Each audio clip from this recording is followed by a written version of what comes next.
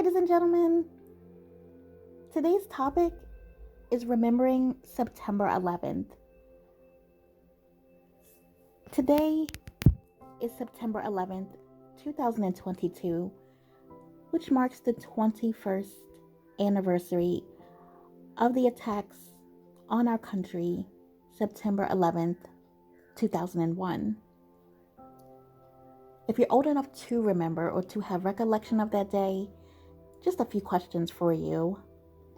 Do you remember where you were that day? Do you remember how scared you were that day? And how has it affected you, if anything at all? Okay, so just a quick little intro about me. Again, this is Carla, channel Courageous Carla, where we talk about mainstream media and current events, popular culture, historical events, all with a twist through a disabled perspective, or especially certain marginalized groups of people that have been oppressed throughout time. So, let's get straight into the video. We have a lot to discuss. In 3, 2, 1. All right. So, this topic is a somber topic, I will admit, but there is always light at the end of the tunnel. So, if you need a little bit of a recap, September 11, 2001 is where the country, in particular the Northeast, New York City, was attacked. It was a terrorist attack. And also, there was a plane that almost hit the Pentagon. So, it was a moment in U.S. history that, again, if you're old enough to remember, you'll never forget. It shaped us forever. But as we brave and strong Americans, we rose like a phoenix from the ashes and remember those heroes that lost their lives in this attack. But also, let's please remember those that are still here. The friends and family of those heroes that lost their lives that day. Please keep in mind some of the mental health struggles that may still be lingering and going on. One of the most trending comedians lately is Pete Davidson. And this is a topic he talks about often, as he is the son of one of those heroes that passed away on that day. And how he still grapples with those issues of what his parent went through and all types of grief. So let's please remember these survivors and their mental health in our hearts and prayers. In addition to the mental struggles some of these survivors may have, I'd also like to talk about some of the physical struggles from the survivors, witnesses, and heroes that are still here, that were there on that day and on ground zero.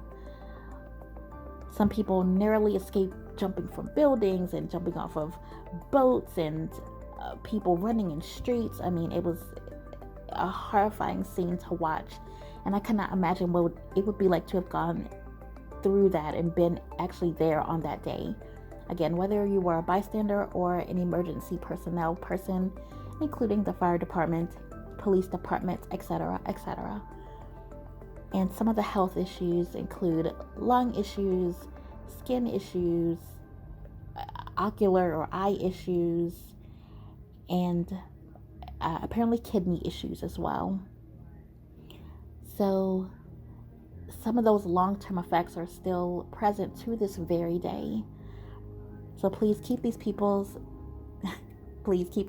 in your thoughts and your prayers. And again, let's not judge people for certain looks on the outside. Again, some of these skin issues are coming out now, or they're still visible. So, again, before you judge someone or look at someone that may look physically different or behave different than you, just please, let's just not judge anyone. You never know what anyone has ever been through. Okay, so again, now that we're honoring these people, and remembering us as a country and coming together on this very day. I just would like to end with ways that you, the viewer, can help or just support those affected by that day. Many of the charities are no longer active now, and you can definitely do your own research on that. So there are a few charities, one in particular, the Wounded Warrior Project, and some of the New York Fire Department charities, I believe, are still taking donations. But other ways to remember and memorialize 9/11 is to visit. If you go to New York and visit the National 9/11 Museum. That's something that I learned. I didn't know that they have a museum. Please visit that museum. Support it in any way you can. If nothing else, just give it a good review online, or definitely some type of donation if you can.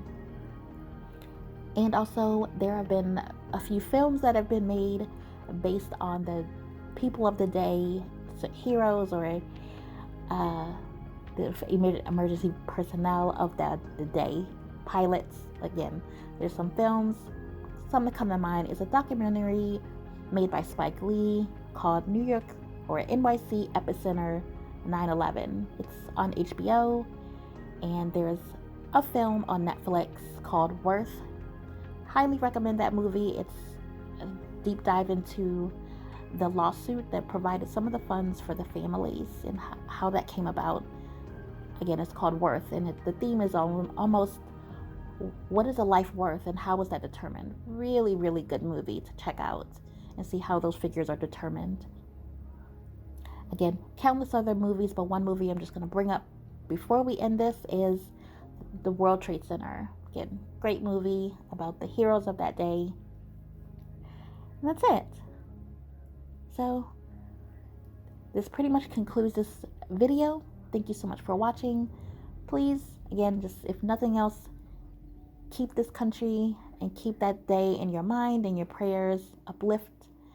I know there are a lot of conspiracy theories and other issues going on when you mention 9/11.